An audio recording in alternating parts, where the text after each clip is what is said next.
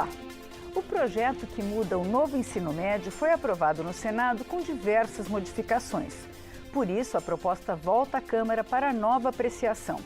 As principais modificações foram o aumento da carga horária dos cursos técnicos nas matérias básicas de 2.100 para 2.400 horas-aula até 2029. A obrigatoriedade do ensino da língua espanhola e a aplicação do ensino à distância apenas em casos excepcionais foram outras mudanças. A proposta havia sido aprovada na Casa depois de um acordo entre o relator, deputado Mendonça Filho, do União de Pernambuco, um dos convidados desse Câmara Debate, e o ministro da Educação, Camilo Santana. Nosso outro convidado é o deputado Raymond, do Rio de Janeiro, do PT, coordenador da área de educação do seu partido. Muito obrigada, deputados, por terem vindo ao nosso programa. Deputado Mendonça Filho, o senhor fez um acordo que foi muito festejado com o ministro Camilo Santana, que fechou aquele número de 2.100 horas nas matérias básicas do ensino técnico, enfim, que permitiu a aprovação do projeto. A deputada Dorinha Seabra, também do seu partido, que foi a relatora no Senado, também disse que fez um acordo com o governo para permitir essa aprovação com essas modificações. O que vai valer agora aqui na Câmara dos Deputados? Bom, como se sabe, primeiro cumprimentar a todos aqui que participam, deputado Raymond, você e aqueles que nos acompanham em casa ou no trabalho. O acordo foi celebrado inicialmente na Câmara Federal, foi um processo bastante difícil para a gente chegar a bom termo, levando em consideração principalmente a maior divergência que existia, que era relativa à questão das horas, da chamada formação geral básica, o conteúdo curricular comum para aqueles que cursam curso de nível médio de forma regular ou aqueles que optam para o curso técnico integrado da educação de nível médio, né? Então, nós entendemos que o texto da Câmara é um texto que atende ao universo da reforma do ensino médio, que atende ao pressuposto da valorização da educação técnica e permite que mais jovens, possam, eu diria, fazer o curso de nível médio integrado à educação técnica, que é um dos maiores desafios do Brasil. O Brasil tem apenas 11% das vagas da educação de nível médio integrada à educação técnica ofertada para os jovens brasileiros. A média da Europa é mais de 40%. Isso, quando você tem uma baixa oferta de educação técnica profissional, você dificulta a empregabilidade, você dificulta o aumento na renda do jovem e, portanto, eu acho que esse aspecto do texto da Câmara, ele protagoniza um papel de valorização da educação técnica, fortalecendo o novo ensino médio. Então, para mim, é básico que a gente mantenha o acordo original celebrado com o governo. E para concluir... Porque ela libera as horas para o ensino técnico, né? Essas 300 horas a mais, né?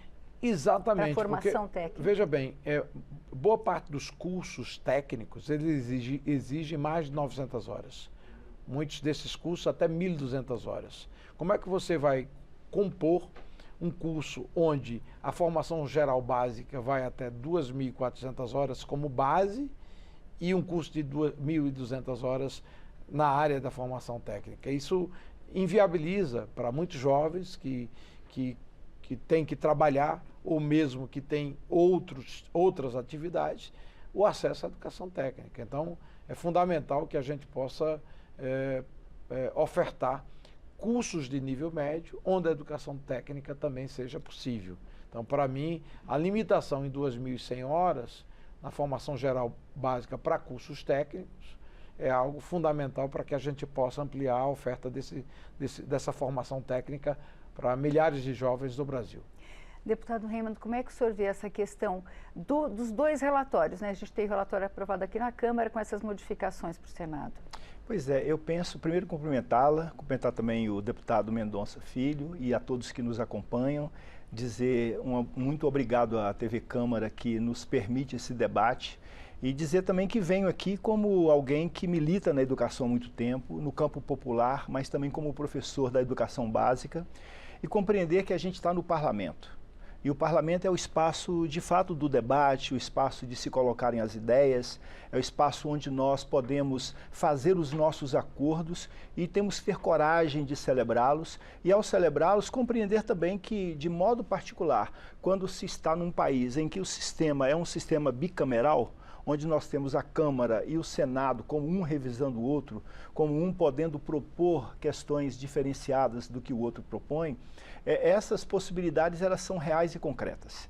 Então, quando nós temos, né, na compreensão, de modo particular, desse dado, né, das 2.100 horas, que o Senado altera para 2.400 horas, quando a gente pensa nisso, nós estamos, na minha leitura, na leitura de um professor que está na sala de aula e que, portanto, vem a esse debate com o deputado Mendonça Filho, que é autor da lei inicial, né, quando encaminha do governo, quando o ministro do presidente Temer encaminha para casa, né, a própria lei do novo ensino médio, e depois, quando a nova organização deste projeto, ele se coloca e é colocado, né, pela Câmara como responsável por fazer a relatoria na Câmara dos Deputados. Portanto, o meu debate aqui, o meu encontro com o deputado Mendonça, é também no entendimento de dar uma contribuição até aquilo que se vai fazer nesses próximos dias, que é de debater com ele, que é o relator, que na verdade deve ser respeitado, mas de colocar alguns pontos para a gente tentar entender que o trabalho feito pelo Senado, ele pode, sem que a gente fira aquilo que é fundamental, aquilo que é a medula, aquilo que é a coluna vertebral do projeto, sem que a gente fira isso e que, portanto, que a gente possa avançar. Eu compreendo, né, como professor da educação básica, que quando nós falamos de 2.400 horas, nós garantimos, por exemplo, a discussão da manutenção de algumas disciplinas que são fundamentais. Nós temos alguns modelos de educação e nós dois queremos educação de qualidade, eu não tenho dúvida nenhuma disso, né? O Parlamento Brasileiro quer educação de qualidade, mas nós sabemos que tem modelos, né, pensamentos distintos. E nesses pensamentos distintos, por exemplo, um professor da língua portuguesa, né, que teve inclusive os seus tempos diminuídos, um professor da língua de artes, um professor da cadeira de filosofia e sociologia, que a gente, de certa forma, retirou do currículo do ensino médio praticamente. E aí, essa história das 2.100, 2.400 horas, acho que o Senado colabora conosco para poder diminuir esse abismo, essa distância, esse espaço que há entre a educação ofertada para os mais pobres, para os mais empobrecidos, e que deve ser de qualidade, e a escola pública é de qualidade, nós não temos dúvida disso, mas que nesse movimento de diminuição e, portanto, de deixarmos de ter alguns tempos dessas disciplinas que são importantes para a formação básica do nosso estudante do ensino médio, nós acabamos aumentando o distanciamento entre aquilo que é ofertado para as classes mais abastadas e aquilo que é ofertado para as classes mais empobrecidas. Então, eu acho que há um debate a ser feito daqui para frente, até a votação do projeto, que certamente a apreciação do texto que vem do Senado, que certamente ainda será nesse mês de julho, a gente imagina, né? As coisas estão mais ou menos nesse sentido. Acho que há um debate a ser feito e a gente está querendo que esse debate seja aberto com o deputado Mendonça. Se o deputado Mendonça quer responder. Tem algumas pequenas divergências. Primeiro é o princípio do acordo, né? O entendimento do parlamento, respeito plenamente o deputado Raymond, mas o entendimento do acordo do governo não é um acordo com a Câmara ou outro acordo com o Senado. O governo é um só.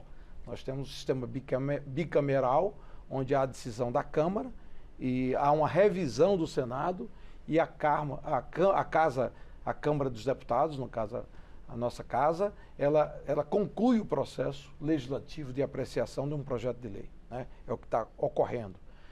O acordo feito entre o governo e a Câmara, ele tem que ser respeitado, basicamente. Ele não pode ter um entendimento com a Câmara e outro acordo com o Senado. Para mim, isso nunca foi praticado em nenhuma relação entre o Legislativo e o governo. Isso não quer dizer que o Senado não tem autonomia, prerrogativa e condições de aprimorar texto, de ofertar revisão do texto. Eu tenho o maior respeito e apreço pela senadora Dorinha, que é inclusive do meu partido, mas eu tenho como princípio respeitar acordo. Até quando a senadora Dorinha, no primeiro momento, defendeu a formação geral básica de 2.200 horas para o ensino médio regular ou técnico, integrado ao técnico, eu disse, apesar de defender essa tese, eu jamais admitiria ela se porventura não houvesse uma mudança de posição por parte do governo. Então, eu reivindico primeiro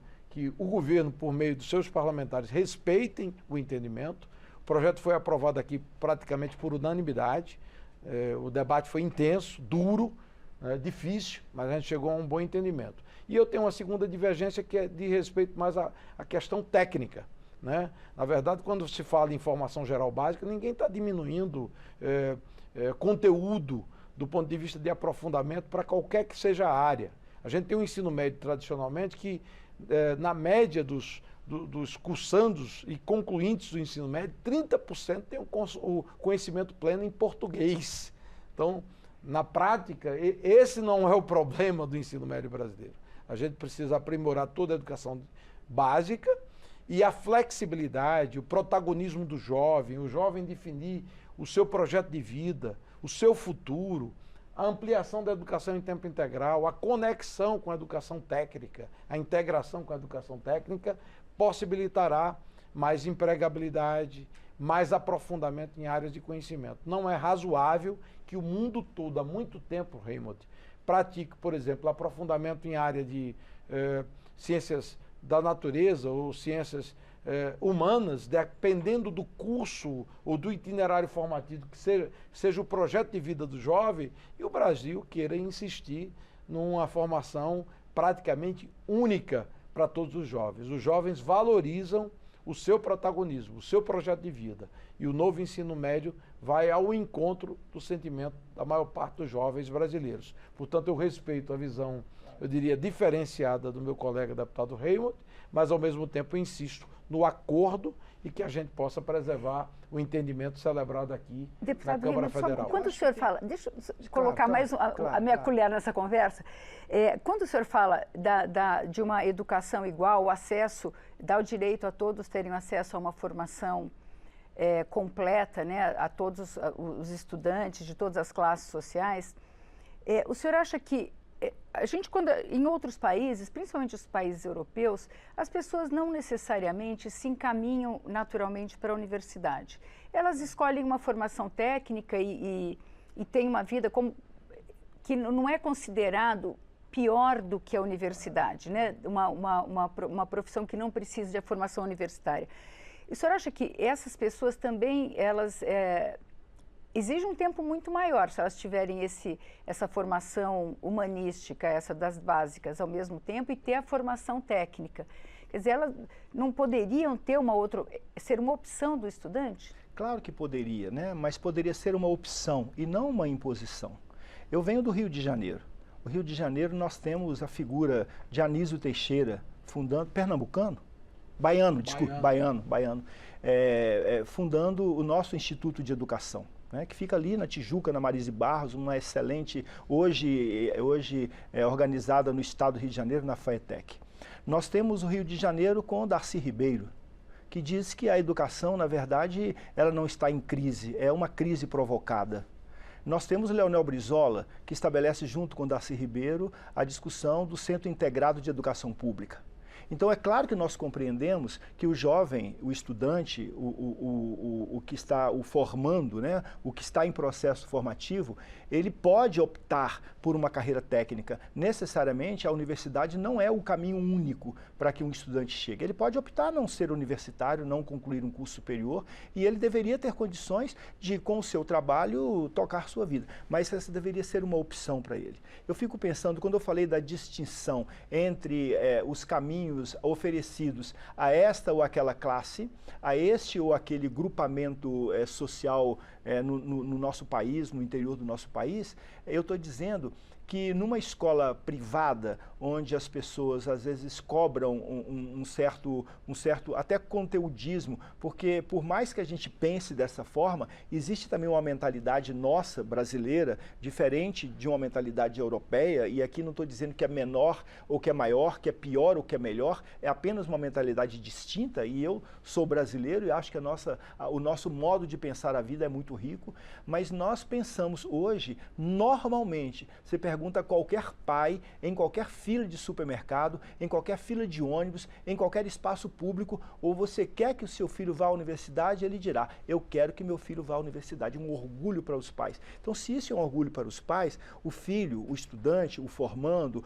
aquele que está na nossa rede básica de ensino, ele deve ter uma trilha que o leve a um determinamento optar. Eu quero parar aqui, eu quero fazer a minha complementação técnica, tecnológica, etc., ou eu quero fazer o meu caminho universitário para ter uma outra profissão. Eu imagino, eu queria só dar um exemplozinho simples, muito simples. É quando nós pegamos no itinerário formativo, e aí são as nuances, né, que a lei não prevê e que quando você chega lá acontece. Como preparar um bom brigadeiro. É um itinerário formativo. Imagina. É a escola. Deputados, a gente... Eu posso te falar de várias escolas. Na verdade, o que eu estou dizendo, eu estou trazendo um termo que parece uma caricatura. Parece uma caricatura. Isso é uma caricatura. Parece uma caricatura, mas não é. É uma realidade. Não é uma realidade. Só se for uma realidade do Rio de Janeiro. Porque a realidade... Eu trago a realidade. Deputados, claro. Só porque a gente tem essa questão do Senado, que é a questão que vai se impor aqui, eu queria só... Claro, a gente tomou quase o nosso tempo todo com a questão das horas, que é a grande divergência desde o começo da discussão desse projeto, com certeza.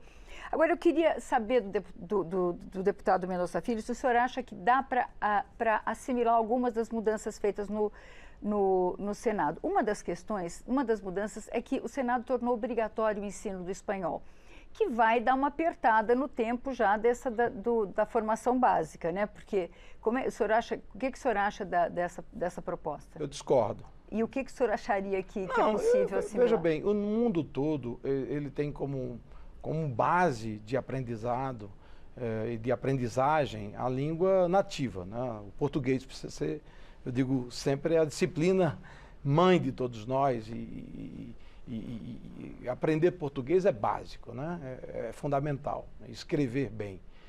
A língua universal do mundo, queiramos ou não, é o inglês. E todo mundo oferta o inglês como língua estrangeira obrigatória. Uma segunda língua obrigatória, no caso o espanhol, para mim seria algo eu diria, tornar ainda mais complexo o sistema, que não é muito fácil dentro da realidade brasileira. O brasileiro hoje no ensino médio mal aprende português, não aprende inglês, você quer impor ainda o espanhol. Eu não tenho nada contra a língua espanhola, muito pelo contrário. Eu acho que essa oferta ela pode ser garantida por qualquer rede. Pode ser, inclusive, tornada obrigatória por uma rede estadual, por um sistema estadual de ensino, mas não como uma língua estrangeira a mais obrigatória. Porque temos dentro da realidade do Brasil realidades distintas, como, por exemplo, estados do Sul, onde há, vamos assim, há colônias enormes de descendentes de italianos, alemães, poloneses, né?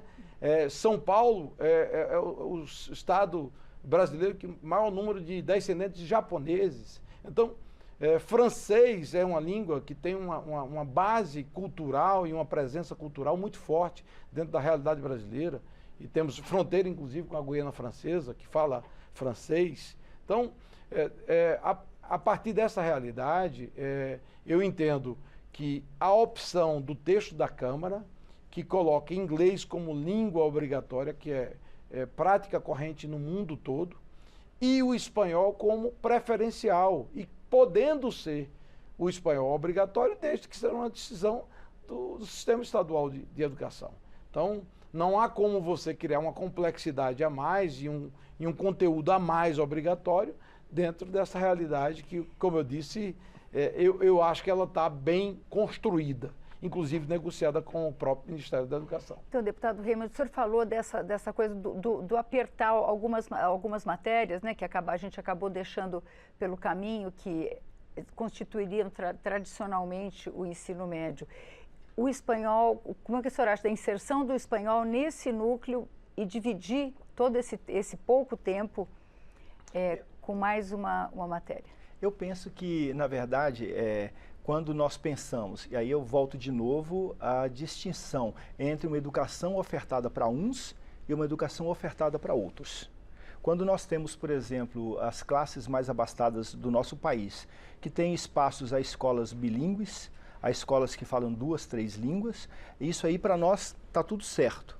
E nós estamos oferecendo, né, nessa oportunidade da discussão do novo ensino médio, que na verdade é um clamor da juventude, né, entender isso, né? A reforma do ensino médio é um desejo, mas uma reforma que amplie, que aumente, que melhore, que capacite mais, que ajude mais o estudante a ter condições de dialogar com o mundo. O espanhol, na minha leitura, né, na perspectiva latino-americana, o espanhol é uma língua que, na verdade, nós devíamos nos aproximar muito dela por conta da integração latino-americana, por conta das nossas relações comerciais, por conta das nossas relações com os nossos países vizinhos. Então, eu acredito que quando o Senado coloca esta perspectiva, eu acho que o Senado faz esse olhar, tem esse olhar, amplia esse olhar, além fronteira, além das fronteiras brasileiras, para dialogar, com o mundo. Da lei de sistema estadual adotar o espanhol? Não, pode, mas se nós esperamos que os sistemas estaduais adotem, nós corremos o risco de não termos isso aí definido, né? E a gente está fazendo a deliberação de um projeto, deputado, que ele vai tocar o Brasil inteiro, né? E a gente pode... Mas essa foi uma reivindicação das redes. A maior oferta de educação de nível médio do Brasil, mais de 80%, se dá pelas redes estaduais. Quem pratica, quem oferta a maior parte das vagas de ensino médio no Brasil são as redes estaduais, os sistemas estaduais. Eles foram ouvidos, eles se pronunciam nessa posição. Não há nada dessa luta entre vamos dizer assim, pobre e rico. É realidade prática. Não, a luta entre pobres e ricos não é entre os pobres e entre os ricos. É nós que, ao ofertarmos uma educação, nós ofertamos 2 tipos de educação. E é verdade. Se a gente toma a realidade do meu Rio de Janeiro novamente, numa cidade, a cidade do Rio tem 1.542 escolas. Mas 700 isso vai fazer a diferença? Isso está fazendo a diferença? Dentro da obrigatoriedade, o que é que mudou? Isso pode fazer a diferença, porque o menino, o garoto, o garoto que estuda numa escola onde ele tem o privilégio de, por exemplo, estudar uma outra língua estrangeira, esse garoto, ele vai ter um diferencial na sua vida. Um garoto das classes empobrecidas pode, por exemplo, desejar, ao final de sua formação, fazer um concurso para o Instituto Rio Branco, que hoje exige 3 línguas além da língua mãe. E aí? Onde é que estão as bases desses meninos? Deputados, ou a esses meninos empobrecidos não pode ser oferecido, por exemplo, o Instituto Rio Branco, a diplomacia brasileira? Lógico que pode, né? Pode. Porque não está impedido. Pode. Né? A lei possibilita isso. Pois mas... Deputado, o que o senhor poderia aceitar do relatório do Senado? Bom, eu fico bem atento, deputado, porque eu estou gostando disso. Eu na verdade, eu prefiro não antecipar essa posição, porque eu praticamente recebi hoje essa posição. Estou avaliando tecnicamente os pontos que podem ser acatados a partir dessa contribuição do Senado Federal. E antes de acatar esses pontos, eu preciso ouvir o governo, porque se porventura eu celebrei um acordo com o governo em cima de um texto específico, evidentemente que eu não posso admitir uma mudança no texto original que saiu da Câmara sem que o governo esteja de acordo com essa nova realidade de texto. Então, existem pontos que eu acho que podem ser acatados, mas eu preferia não antecipar. Com relação à questão das horas, eu acho que a gente chegou a uma arquitetura, foi o ponto nevrálgico, mais complexo, de debate mais intenso aqui na Câmara, que estimula a educação técnica profissionalizante, que é um dos vieses, eu diria, de prioridade da própria gestão do ministro Camilo e do próprio governo atual, e que eu defendo. acesso, ampliação de acesso à educação técnica profissional. Agora, deputados, só é uma questão que não está em nenhum relatório, mas é o que quando os senhores falaram dos desejos que as pessoas têm de ter uma... Eu estudei em escola pública e eu fiquei pensando, a gente tem escolas públicas hoje, você fica um ano sem professor de matemática, a gente está... quer dizer, é um projeto para o futuro ou é uma coisa factível hoje? Como é que os senhores veem essa questão? Eu acho que o projeto que sai da Câmara... O senhor que enfrentou e o projeto que sai da praticamente Câmara, como ministro, né? Eu acho que ele tem, vamos assim, conexão com o futuro. O futuro é de um mundo do trabalho onde as pessoas não seguirão a mesma profissão para sempre. Claro. Aquela posição de antagonismo e de disputa entre quem faz um curso técnico e um curso de nível superior é algo que não existe para muitos dos jovens. Os jovens se questionam. Eu quero fazer um curso que gere empregabilidade, que melhore minha renda. Ele vai dispensar muitas vezes um curso superior. E quem faz um curso técnico não está impedido de seguir uma carreira buscando um curso de nível superior.